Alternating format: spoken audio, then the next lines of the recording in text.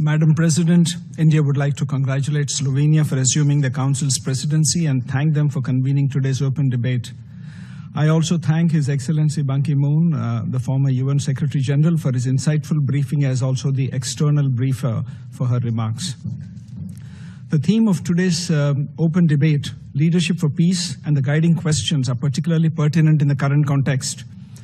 The establishment of the United Nations was rooted in the desire of member states to achieve sustainable peace. Consequently, maintenance of international peace and security became its central pillar, and the United Nations Security Council was primarily entrusted with this onerous task. Inability of the Council to purposefully intervene in today's raging conflicts in different regions has deeply disappointed our citizens, who question UN's legitimacy, efficacy, credibility, and relevance. The next Secretary General would therefore assume charge at a critical juncture for this organization. In this backdrop, India would like to make the following points. First, the primary responsibility for maintenance of international peace and security rests with the Council and its membership, especially the permanent members who have been continuously represented over the past 8 decades in the Council. When their approaches were focused on global public goods, the chances of peace prevailing have brightened. When their approaches focused on narrower national interest, chances of peace have dimmed. The quality and focus of the leadership displayed by members of the Council thus represents the most important aspect, impinging on maintenance of international peace and security. Second, structural and systemic elements in the 8-decade-old architecture of the Council act as retardants in efforts to maintain international peace and security. The current Security Council configuration is largely frozen in time.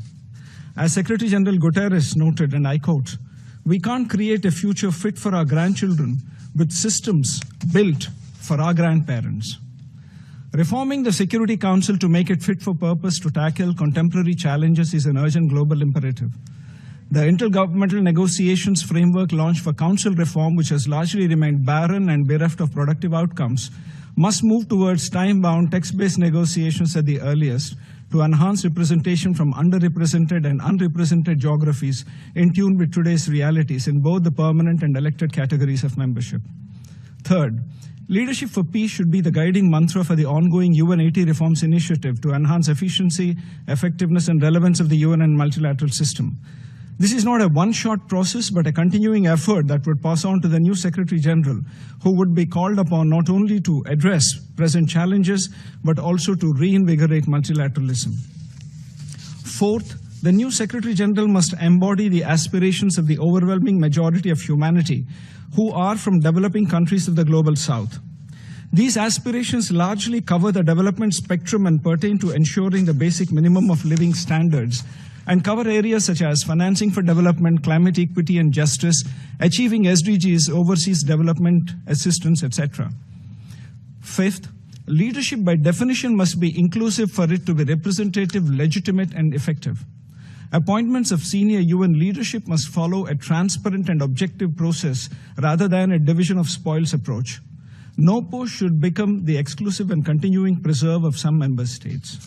Sixth, India takes note of the recent efforts by the large majority of member states to bring in greater transparency and predictability in the election process of UN Secretary General, as also evidenced in the negotiations on UN General Assembly Resolution 79/327.